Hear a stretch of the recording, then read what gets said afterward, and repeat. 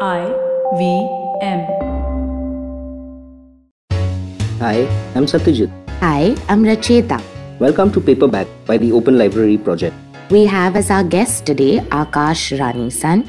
In the first half, we discuss climate change activism, Aakash's award-winning art installations across the country. In the second half, we discuss Swami Vivekananda's teachings, the Harry Potter series, and Start With Why by Simon Sinek. Happy listening!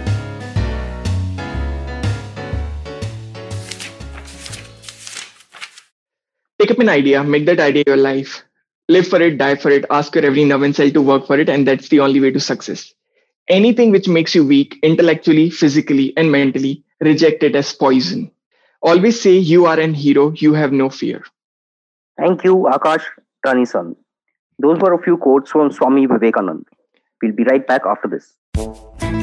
पेश खिदमत है आपकी शान में हमारे अंजुमन से. Hi, I am Sadaf. And I'm Arshit. खाने का इतिहास, economics, policy, psychology, सब है मेन्यू पे.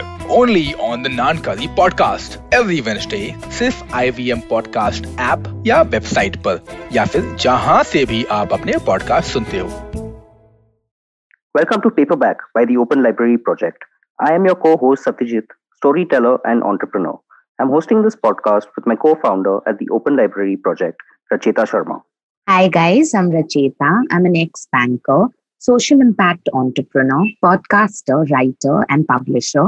You can check out my deliberations on Instagram at neural_pathways and my articles for Thrive Global India. The Open Library Project is a curated library service which we offer to corporates on a subscription basis. The idea here is to create value, build a knowledge community, and encourage a growth mindset amongst our members. Today we have with us on the show Aakash Ranison. Aakash is a climate activist, content creator, and TEDx speaker. Welcome to the show, Aakash. Hi guys, thank you so much for inviting me. Happy to be here. It's great to have you on the show. And Aakash, before we get into Swami Vivekananda's teachings and why he's so inspirational to you, tell us a little bit about climate activism and how did you happen to get into it? Okay, how did I get into climate change? I didn't obviously plan. I have never been to any institute to study science. And just to be on the point, while in school, I was getting supplementary or failed results in each and every subject of science. So not at all the science guy. But then I was traveling. While traveling, I fall in love with nature, and then it got me to climate change.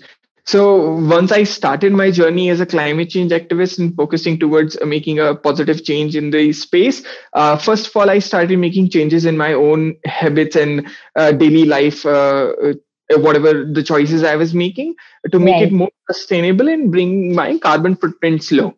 And with that, I mean, let's say going vegan and not flying and all these kind of things. But then it didn't really take me long to make these changes. And then I was like, okay, I'm out of the solutions. What should I do now? Like when I'm done with myself, I thought that, okay, let me go out and share my journey with other people that, hey, if I can really communicate the message to them, and if they would want to also be the part of the solution. That's when I started, let's say, putting out photos which communicates the climate change and human story, and let's say writing about it in social media or else on my own blog or else on other platforms where I contribute. And parallelly, another idea struck me that, okay, why don't I do one thing that art installations are really something which attracts a lot of attention. And I thought, can I create some quirky art installations which will make people look into it. And once they look at the art installations, my art installations will have their own background stories. So to name the art installations I have got the opportunity to work up until now, one is in 2017 in Spiti Valley, which is named as I Love Spiti, I Heart Spiti. So the installation is made out of 600 to 700 plastic bottles thrown by people in the Spiti. And we collected them and then made this art installation with a message to people that if you love Spiti, do not throw plastic bottles around. And second one in 2019, December, in Calicut, Kerala, where we created world's first marine symmetry. The idea was again very simple, that how we are throwing plastic bottles here and there, and single-use plastic eventually, which is going into marine and affecting the marine life in the ocean. And that's why we thought, okay, we can come up with this message and make a uh, marine symmetry out of single-use plastic bottles to That's communicate to people wonderful. to, right, to not to use single-use plastic bottles and even single-use plastic. And Right.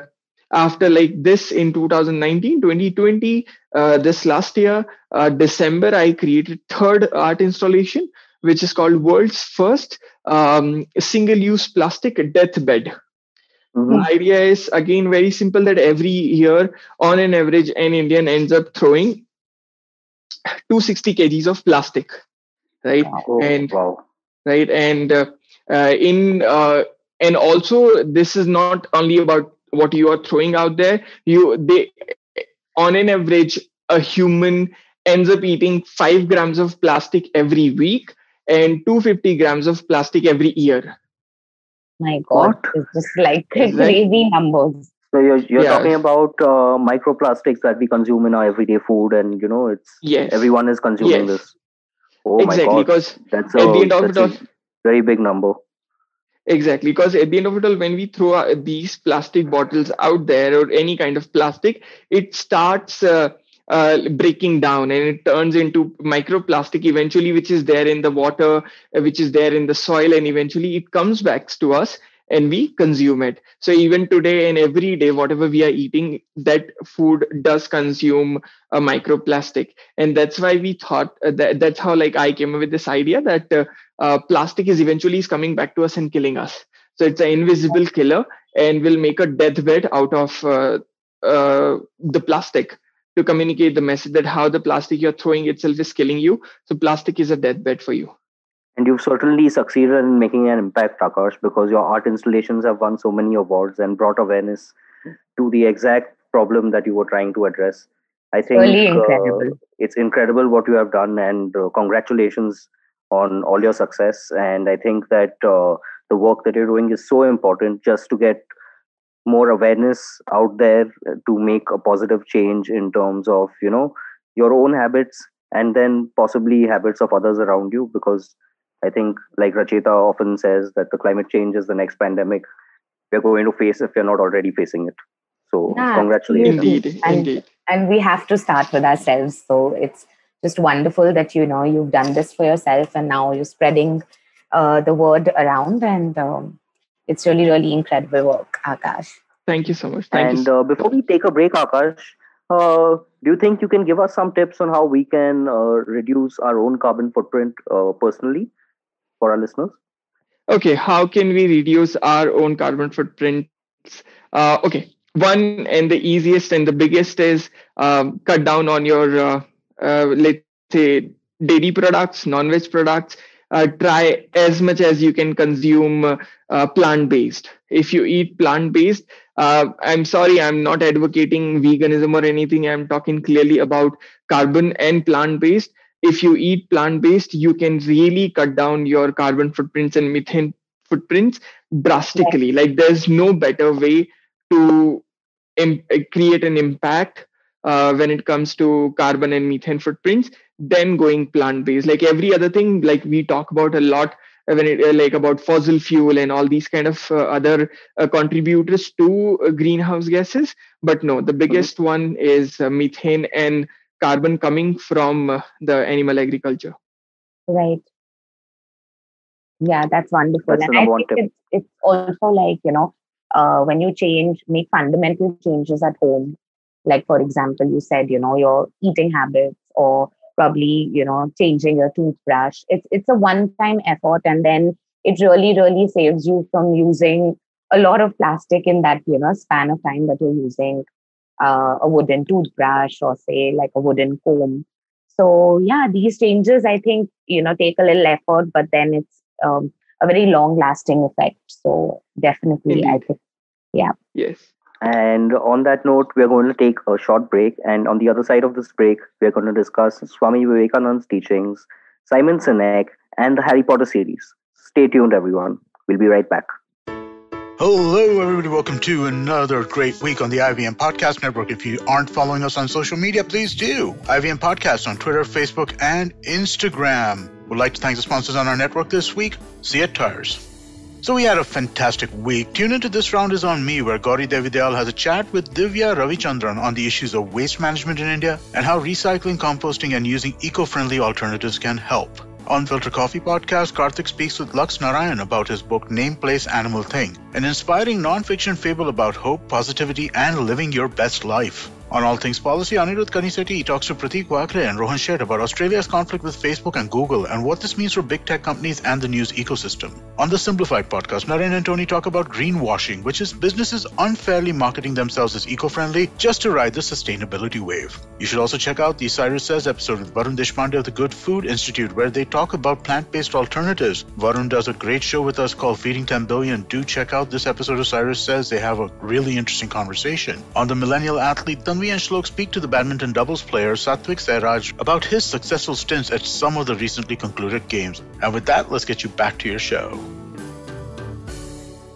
Welcome back, guys. We still have with us Aakash Ranison. Hey, Aakash, that was a very informative first half, and we want to wish you the best of luck on all your future creations and hope that your art installations very well deserving of the awards they've received, and we hope that the future ones receive some spectacular awards as well.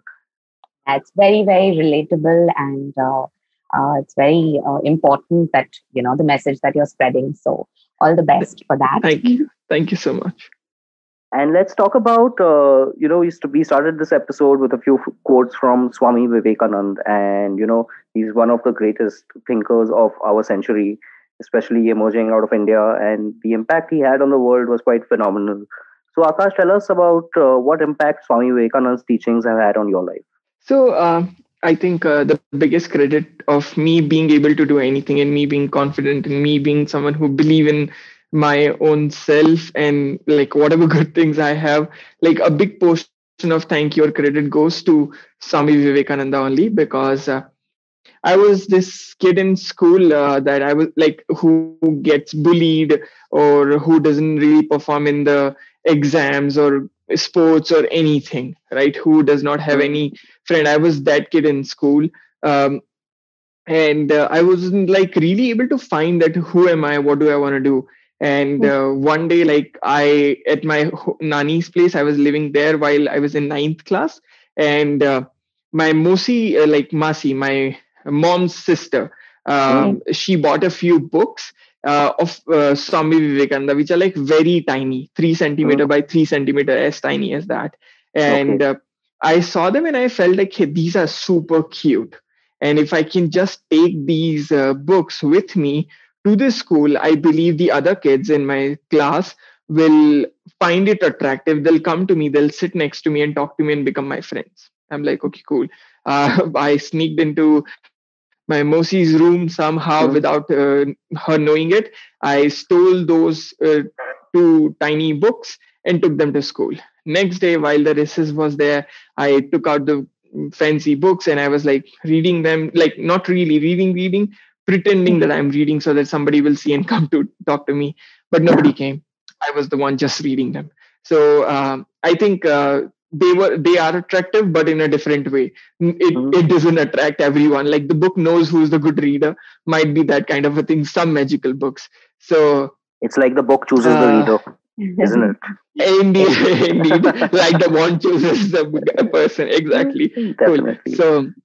So I think, that's how it worked out for me. So as in, like, that was the first time I got to read Swami Vivekananda. And the reason I just continued reading him, or really felt the vibe and connection with this, is because before Swami Vivekananda, everyone was telling me negative things about me to myself, which is, let's say, hey, you are not doing good, you don't study, you're wasting money, you're wasting time, you are not doing good, and all these kind of things. Wherein Swami Vivekananda was very positive. He was always saying good things to me, that you are a hero. Always say you have no fear. Whatever you want, you can do it. Right?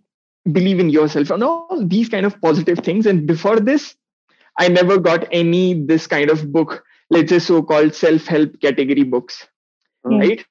where I get to learn good things about myself and where I get to learn that I need to believe in myself before I can really go out and do anything. So that's why I think I really fall for it.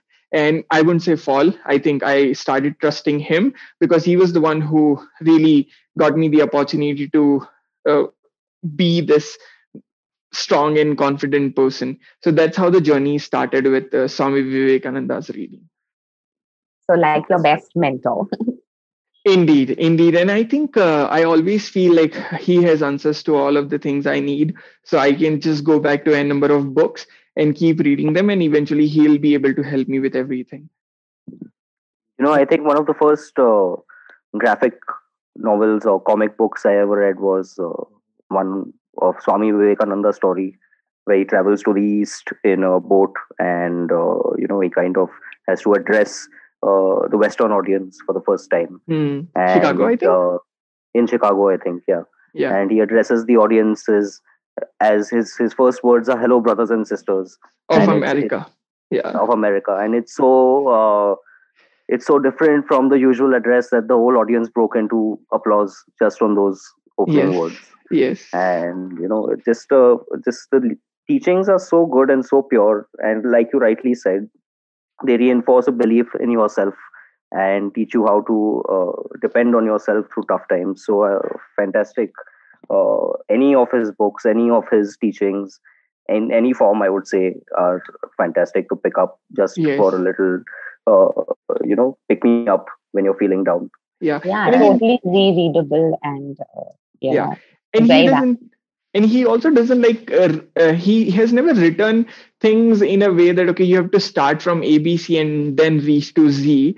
Right. Any of the book you can pick and you will be able to start from then and there only. So a lot of time people asks me that, okay, if you like Swami Vivekananda so much, if he has helped you, tell me a name of the book I should go and read. And I believe that while people will be listening to our audio, they will be thinking that, hey, now which book I should be picking up? Tell me that as well.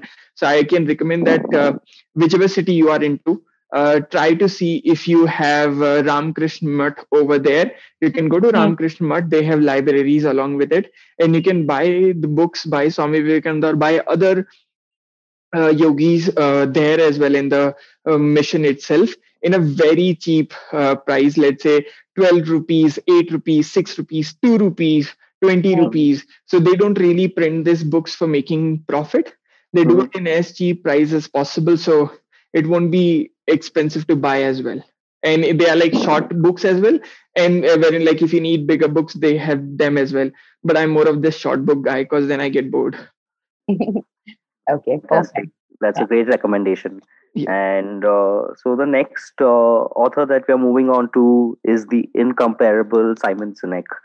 I think all three of us are huge fans of Simon Sinek. So if we actually sat to talk about it, it would probably go into a 4-hour episode. Indeed. But Akash, our open library project, the ethos of our open library project is based on Simon Sinek's Golden Circle and the why, how, and what of business and why we are doing what we are doing. Yeah. So tell us a little bit about why Simon Sinek is special for you. So why Simon Sinek is special for me? Because I think a few reasons. One is I think he's not really a corporate guy. I believe he is always seen with corporates. He is always seen with in formal clothings and professional events. But I think he's a guy trying to put soul in the professional world. He's the guy trying to put good emotions into the whole professional world, because the professional world is somewhere becoming a robotic world, wherein he's trying to come back in the world and trying to communicate that why asking people this thing is more important, that hey, why couldn't you do this, like how can I help you, rather than going them and telling them, hey, why didn't you do it, this is not done, you have to do it.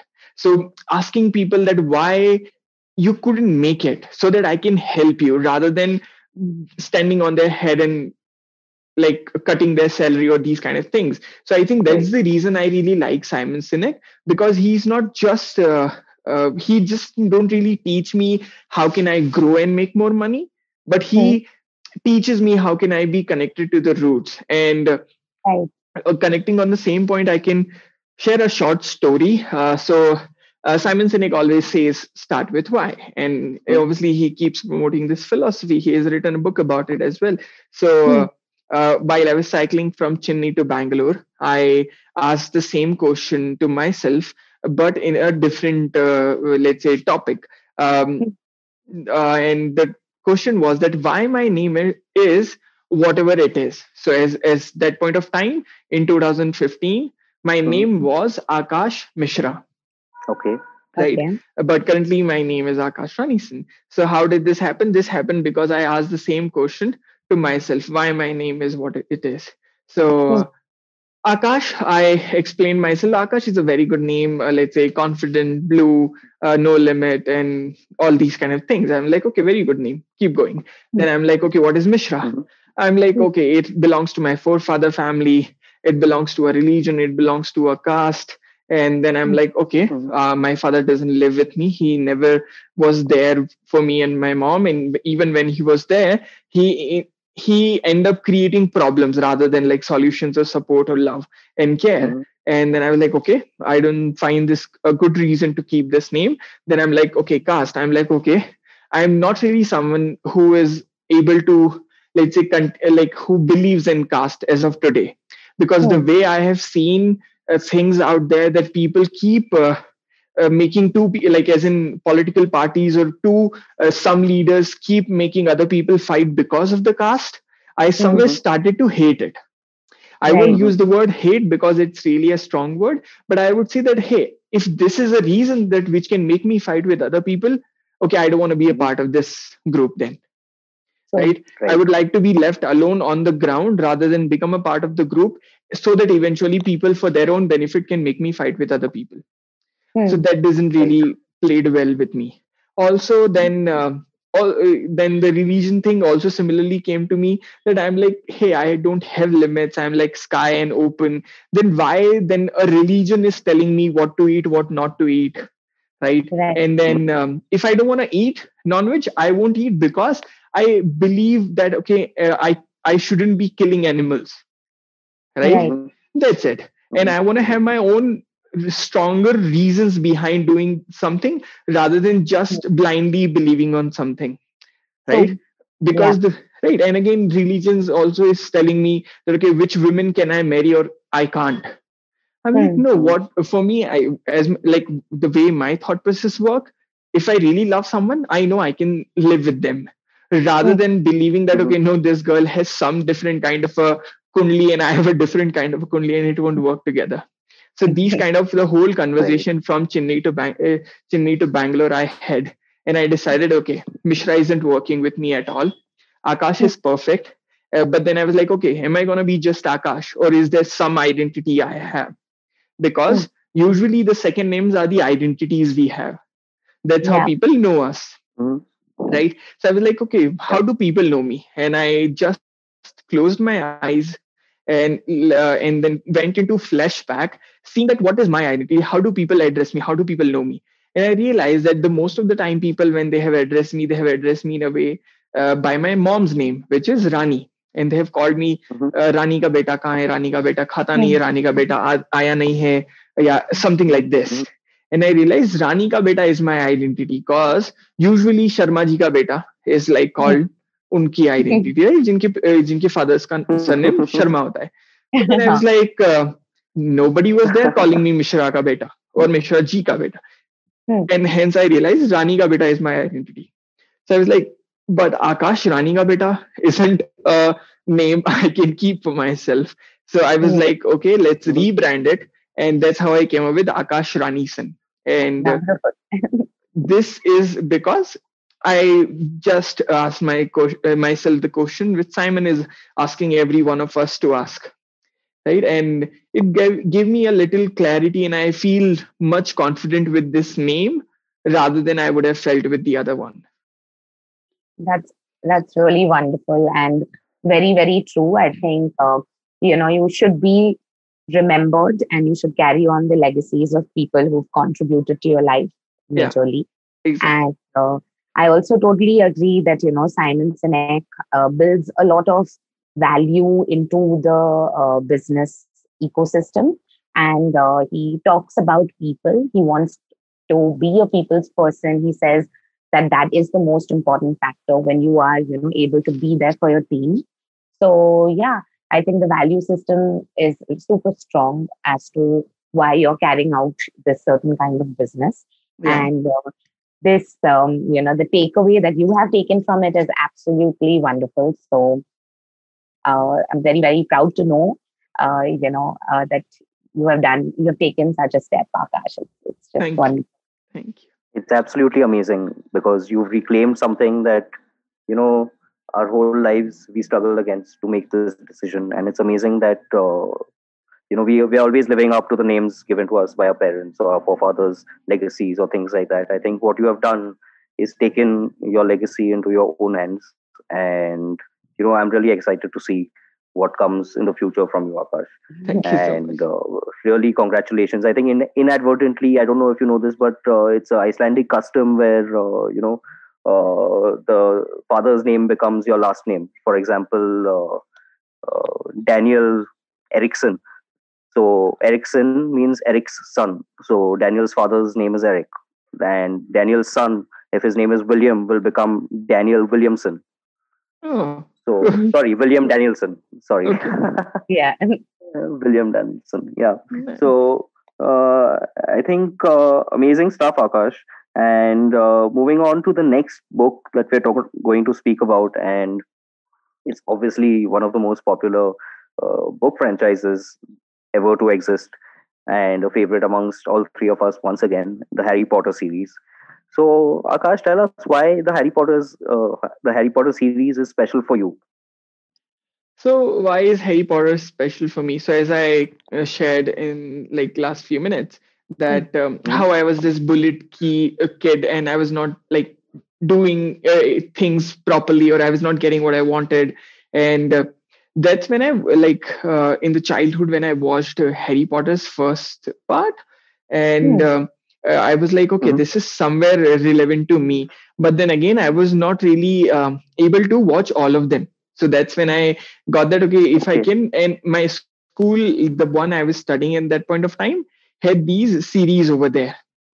Okay. That's when I got the opportunity to read these books. And what really got me going with all of these books and the whole Harry Potter story is how Hagrid comes to call Harry to go to Hogwarts with him to study over there.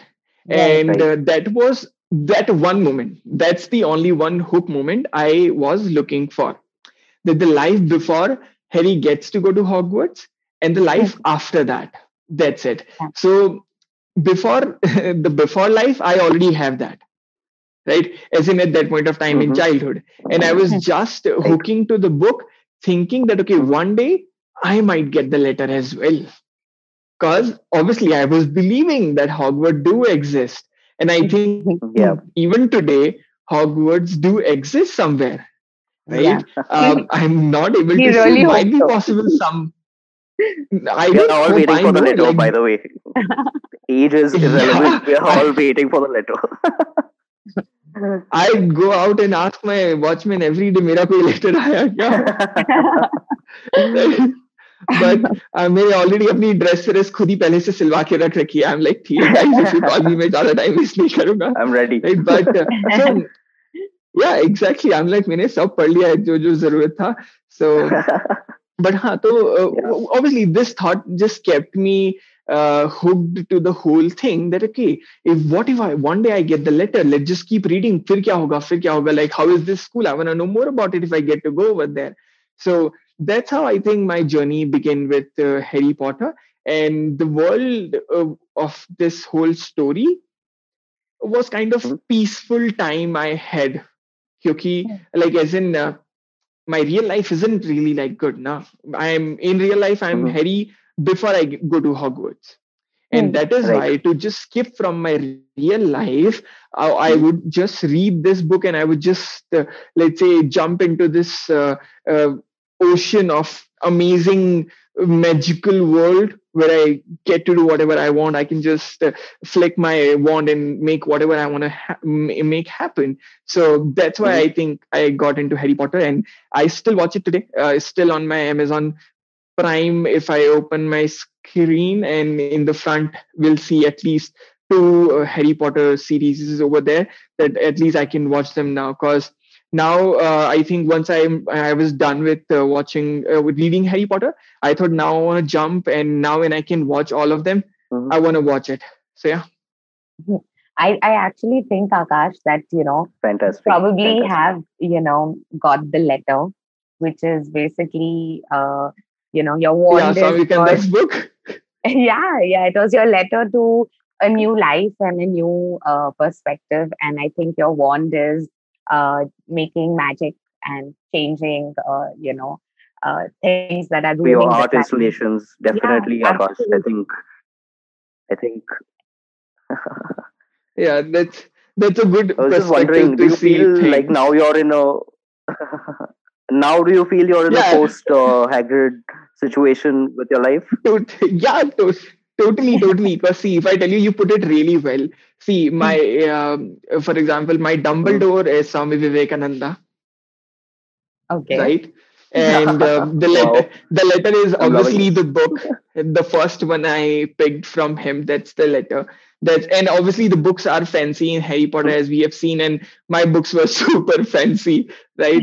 So fancy, Perfect. right? And then currently the Yeah, yeah. place where I live in the mountains. It's amazing, and if I see out, and it's a cold, it's winter, it's snowy, it's all white, Yeah. and I see small tiny lights of the whole valley, small tiny huts and places.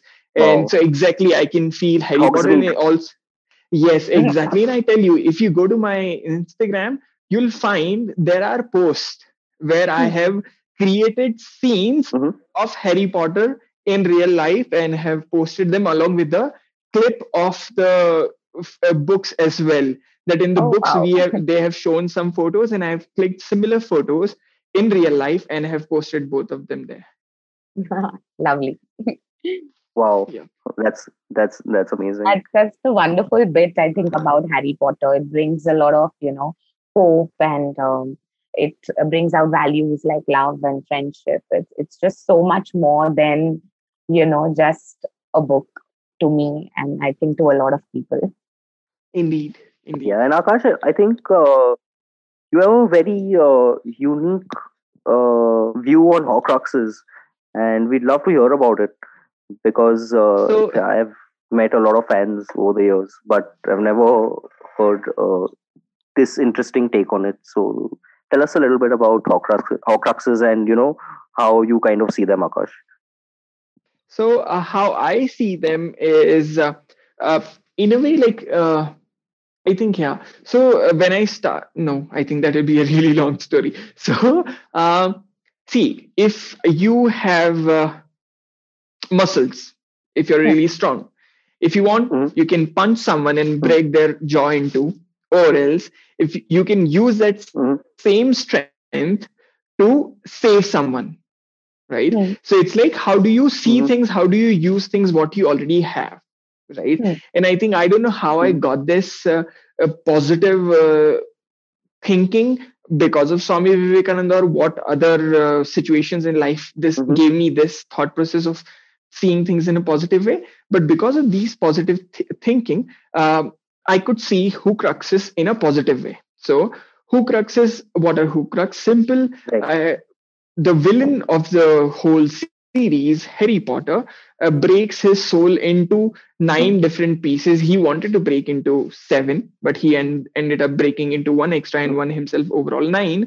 So and what are these Horcruxes? Let's say a Kiara, or a stone, right? Or a snake. So any Mhm. random things he can choose and Hmm. put a part of the soul into it and keep it somewhere super away from people where they can't reach. And to reach, they might even die on the way and they can't even find it. And these are Right. very Mhm. ordinary objects to find. Hmm. And to kill the person, as into the villain, you have to find all of these Horcruxes and kill them. So in a way, these small Horcruxes holds a part of the person, a life of the person. So that's how when I was now with this knowledge, I was traveling. I was going my own roads and places, and I was meeting people who were giving me lift from one place to another. One day, somebody was giving me food. Another day, somebody was giving me some uh, lift or a place to stay, and all these kind of amazing experiences. And at the end of it all, I started from my place with empty pocket, right? And I was just traveling. Still, I was able to complete these kilometers and kilometers of journey. How I was able to do it? Because of the people. They were making it happen. And in a way, somewhere on the travel, I felt that these people who are helping me, who are taking me ahead in my life, are my Horcrux. Because if you kill these people, you kill me. If they don't exist, my story won't exist. Yeah. Right? Like For example, Swami. Who you are. Yes. They are part of me. They make me, they complete me. For example, if we remove Swami Vivekananda, I would be just a random guy out there on some random city doing a small, tiny job of 10, 15, 20,000 rupees. Right? But the growth he has given me, the knowledge he has given me, right? The wisdom he has given me. So because of Swami Vivekananda, I do not, like if he's not there, I do not exist. So he is one of my Horcrux. Similarly, everyone who plays a role. So in a way, like now what? It's okay. I made these people my Horcrux. But now the other part of the story, that Lord Voldemort does anything to save the Horcruxes. Right. Because if any Horcrux die or get destroyed, he will die. So that's how I got this connection with people, that I want to save my people, the people who invest in me. I want to save them. I want to do whatever I can to save them. And I know in real life, you don't really have to go fight and save them, but respect them, value their time, value their presence in your life, right? And give them the value back, right? And love them, care about them. I think that's what I loved. That's what I learned from Horcruxes, that how I can really take care of the people and why they are important to me, because without them, I'm incomplete. That's just a wonderful take, Aakash. And that's an absolutely positive take on Horcruxes. I don't think it's so unique. I don't think anyone. I think that's unique to you, Aakash, and that kind of, I guess, sums up what you're trying to do with your work also. And you are really saving people, many more than who've contributed to your life. So it's wonderful.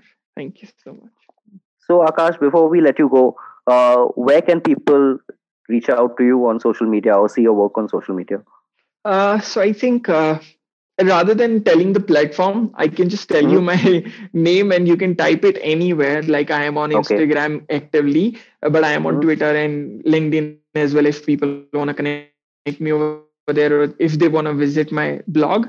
My name is Aakash Ranison, AAKSH Aakash, RANISON. And because of this unique name, I have the same username everywhere. So Instagram /Aakash Ranison, Facebook /Aakash Ranison, Twitter /Aakash Ranison, or aakashranison.com. So super easy. Perfect. Thank you so much for being on our show, Aakash. And I hope, our listeners had as much of a good time listening to you as we did. I think we learned a lot along the way, especially regarding climate change and the amount of plastic we are all consuming, which is an insanely large amount. So I think we all need to start adjusting our lives and try and, positively impact people around us as well if we want to escape this definitely oncoming pandemic. Right. Indeed. And thank you so much for inviting me and giving me the opportunity to share my story with you and all of your amazing listeners. It's really been a pleasure. Thank you so much.